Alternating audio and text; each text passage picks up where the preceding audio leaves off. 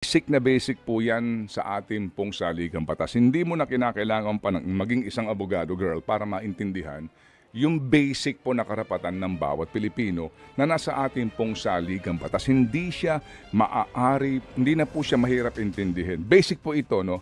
Yung pong sinasabi na no person shall be deprived of life, liberty, or property without due process of habeas corpus petition. Ilabas nyo si tatay dito. Anong dahilan nyo kung ba't tayo nyo ipalapit? Ba't hindi kami makalapit dyan?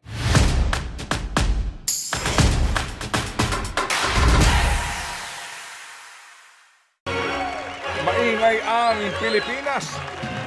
Ang gulo, di ba? Sa dami po ng mga bali-balita ngayon at muli po ang ating panawagan sa lahat, ha. Mag-ingat po tayo sa pagpapakalat po ng kung ano-anong mga fake news, mga links na mga ganyan. Ano bang tawag dyan? Dahil nga po lalo pong gumugulo at meron po mga impormasyon na hindi po nakakatulong. At ito po ay lalo pang nakapagbibigay po ng pagkakahati-hati ng ating po mga kababayan, lalo na po doon sa may mga disgusto sa mga nangyayari ngayon sa ating bayan. Ito ho muna mga kapatid, ha, ang pinakahuling balita po mula sa ICC, girl.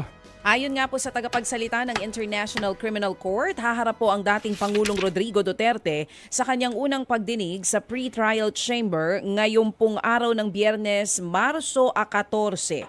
Alas 2 po yan ng hapon sa the Netherlands, samantala alas 9 naman po yan ng gabi dito sa Maynila. Ang magiging presiding judge po ay si Judge Julia Antonella Motok. Yan po ang pinakahuling balita dito pa rin po sa ICC case o sa kaso na kinakaharap po ng Pangulong Duterte dyan po sa International Criminal Court. Mga kapatid, kasi nga po din meron pong balita di po ba, no, nakapanayan po ng ilang media entities na naandun po sa The Hague at covering this event.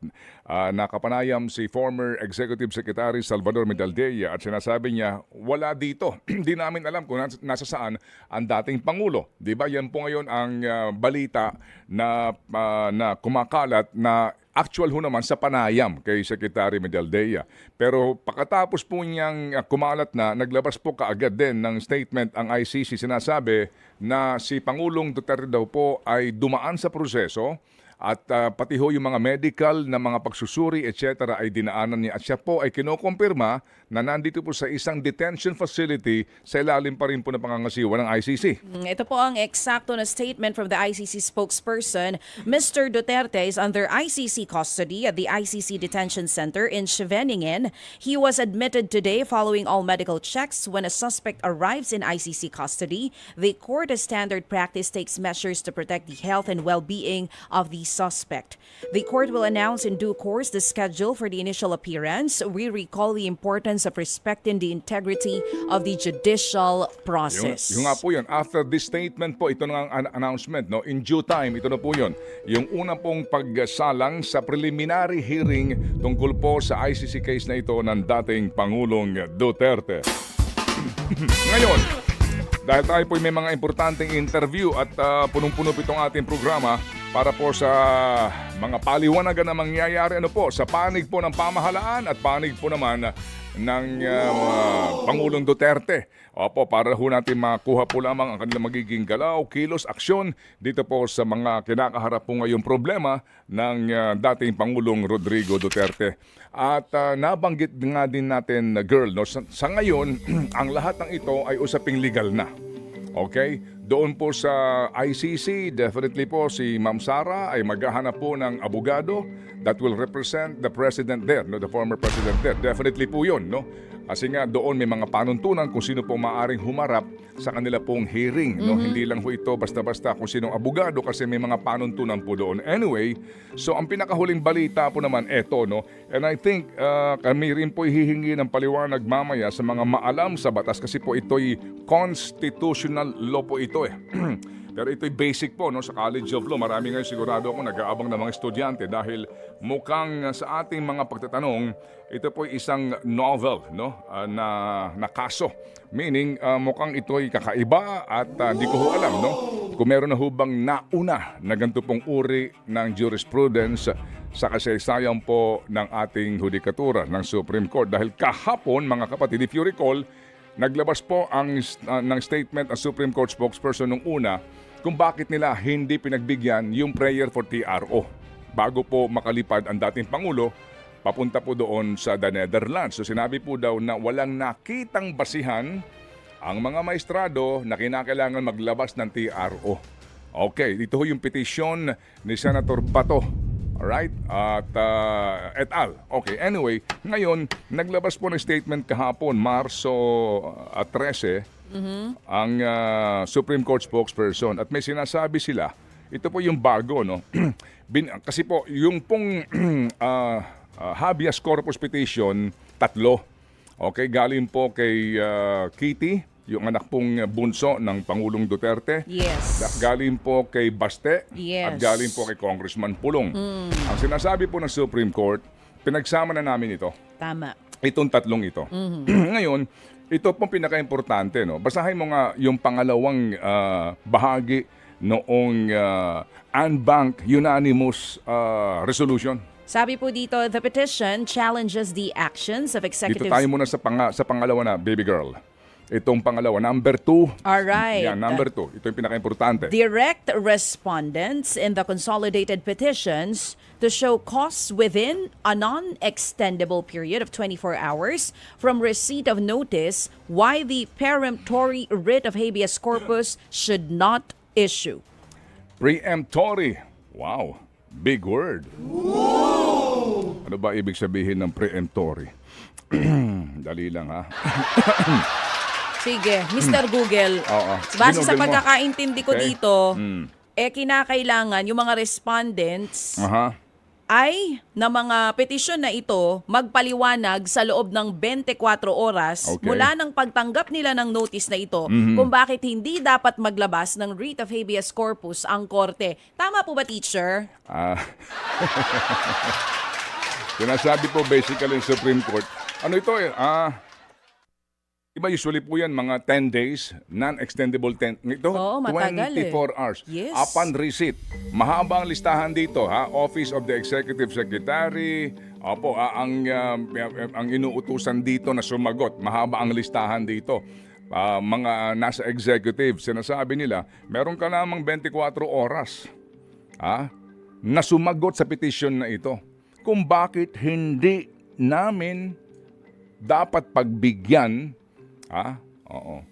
ng isang habeas corpus order na hindi mo na maki-question pa. Yun ang ibig sabihin dito ng Peremptory. Peremptory. Yan ang ibig sabihin nito. Bakit namin kung bakit namin hindi bibigyan ng hindi mo na incontrovertible, irreversible, irrefutable na habeas corpus order. Ano ba itong habeas corpus na to? Yan ang magandang explain mo rin, teacher. Opo. Mamaya Writ po of hingi habeas tayo ng corpus. ng paliwanag po na sa mga maalam. Dito po sa particular na petisyon, theoretical ho lamang nito, hindi without courting content, no? Kasi nga ito'y pending case. But dito, di ba sabi nga po natin, doon sa application for TRO, na yung pong karapatan ng sino man pong Pilipino, basic na basic po yan sa ating pong saligang batas. Hindi mo na kinakailangan pa maging isang abogado, girl, para maintindihan yung basic po na karapatan ng bawat Pilipino na nasa ating pong saligang batas. Hindi na po siya mahirap intindihin. Basic po ito, yung pong sinasabi na no person shall be deprived of life, liberty, or property without due process of law.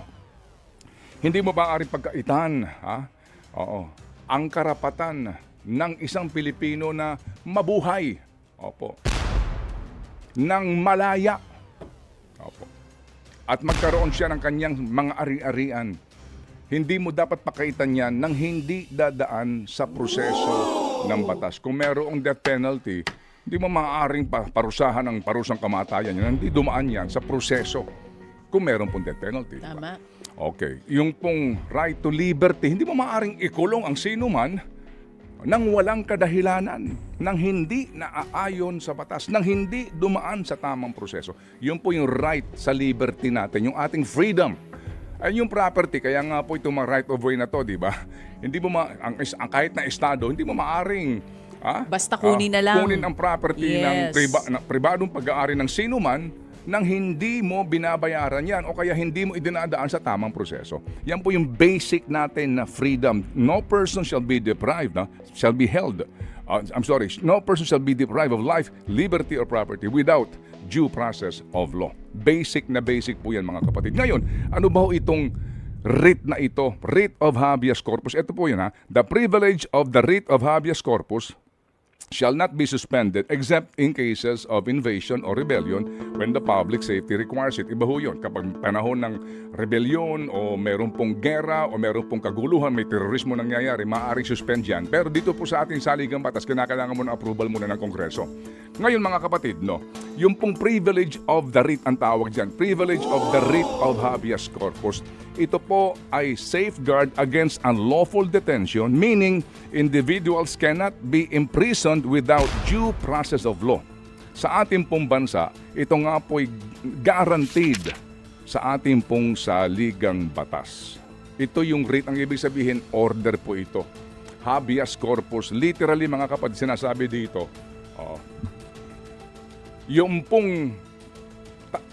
tao na ikinukulong ninyo ay dapat nyong iharap sa amin at ipaliwanag nyo sa amin kung bakit nyo siya kinukulong, kung bakit nyo siya deprived, bakit siya hindi malaya. If you remember, meron pong ilang na mga pinaghihinalaan na mga makakaliwa na dinudukot. Usually po dyan, ang pinasasagot ng hukuman ay yung mga pinaghihinalaan na may hawak doon sa mga sinasabing rebelde o kaya po naman mga aktivista. So ang kanilang petition, habeas corpus, doon ng mga respondent, ang hinihinala nila na may hawak doon sa mga taong hinahanap nila. And usually po, humaharap yan, sinasabi na wala sa amin. O kaya po naman kapag hawak nila, nauobliga sila na iharap yung taong iyon. You present this person sa hukuman at sabihin mo sa amin, ano ang legal basis mo, bakit mo siya bakit mo sinisikil ang kanyang karapatan sa kalayaan. Yun po yun. Basically, yun po yun. Yung writ order na nagsasabi na ipaliwanag mo sa amin kung bakit mo sinisikil ang kanyang karapatan na maging malaya. In this case po, bakit ito bago? Kasi ang may hawak ngayon, alam natin lahat, kay Pangulong Duterte ay ICC na nasa labas na po ng jurisdiction ng Supreme Court. Kasi ang Supreme Court po lamang ay may jurisdiction sa Pilipinas. So ngayon pinagpapaliwanag nila yung mga tao na sinasabing responsable kung bakit siya nandoon sa ibang bansa. So ito magandang subaybayan to kung ano magiging desisyon ng Supreme Court Eventually po, di po ba? Kung pagbibigyan nga itong writ of habeas corpus petition po ng mga anak po ng Pangulong Duterte, kasi pwede ba yun sasabihan niya yung pamahalaang Marcos, ganun, sunduin nyo doon. Kunin nyo doon. Harap nyo sa akin. Oo, Yun nga ang tanong ko sa'yo, teacher. Tanong din ni Kuya Aaron. Teacher, may I ask a question? Tanungin natin mamaya yung mga... Diba? Yan ang tanong ngayon ng karamihan. So, dahil naglabas na ng statement ang Korte Suprema, oobligahin ba nila? Kung di makasagot, yung mga pinasasagot nila in 24 hours, oobligahin ba nila ang ICC o ang mga nakipag-coordinate sa ICC na pauwiin dito sa bansa ang Pangulong Duterte? At po pwede pa ba yun? Total, kayo naman ang naghatid sa kanya, kayo rin sumundo doon. Yun na nga. Kasi hindi naman mangyayari yung pag-aresto nang walang coordination po sa ating pamahalaan. Yun nga yung problema ng ICC, di ba? Kung bakit marami pa rin at large. Sabi mo nga kahapon, si Netanyahu, si Putin, kasama po yan sa may mga arrest warrant na. Pero hanggang ngayon, hindi pa rin mahuli-huli dahil di nakikipag-coordinate yung bansa nila. Dito sa atin, may coordination. So, kanino to? Usapan ba ito between the Supreme Court and yung nagpatupad nung pag-aresto dito sa Pilipinas? Basta ang pinasasagot, yung nagpatupad ng arrest warrant. Ito yun. Kaya ito, abangan natin to kasi mukhang sa akin pong pag-aalam lamang kahapon, pagtatanong, mukhang bago ito. Di ba? Bago po ito. Hindi na bago ang writ of habeas corpus inihahain ng napakaraming individual. Kahit ng mga magkakapamilya. Tinatago yung tatay. Dahil nga doon sa kanilang away sa yaman. Tinatago yung tatay. Pupunta sa hukuman, habeas corpus petition. Ilabas nyo si tatay dito. Anong dahilan nyo kung ba't tayo nyo ipalapit? Ba't hindi kami makalapit dyan? May mga ganun pong kaso sa Supreme Court. Yung pong mga magkakaaway sa mga pamilya na tinatago yung mga nila, yung kanilang mga yung mga tawag ka dito. Ngayon yung mga nakatatanda nila. Ngayon na-explain mo na at naintindihan na ng lahat ang ibig sabihin ng writ of habeas corpus. Baka mamaya pag mag-leave ka, may mag-file ng petisyon, ilabas nyo si Ted Filon. Oo nga. Nasaan siya? Oo nga. Oo. Dati nawala ako ng Pasko. Oo. May Nakidnap magpa-file daw na din ng tayo. petisyon yan sa korte. Hindi nga. Dito pa naman nakalagay. Pwede yung taong nakakulong ang mag-file ng petisyon. Pwede rin yung kumakatawan sa kanya. And in Correct. this case nga, ang nag-file ng petisyon, yun pong kanyang mga anak. Yes, opo. Kaya maganda po ito. Mamaya po may mga pag-uusapan tayo tungkol dito. Sa panig po ng mga Duterte at sa panig din po hopefully nga ng pamahalaan para ho ito maipaliwanag po ng lubos sa atin. So again, ngayon po ang lahat ng ito ay usaping legal na. Ito po ay usaping legal na at magkakaalaman tayo dahil mukha po yatang ang Supreme Court ngayon din, no? 24 hours lamang ang binibigay sa mga respondents dito para sagutin itong habeas corpus petition. Okay, sige. Abangan! Alright, alas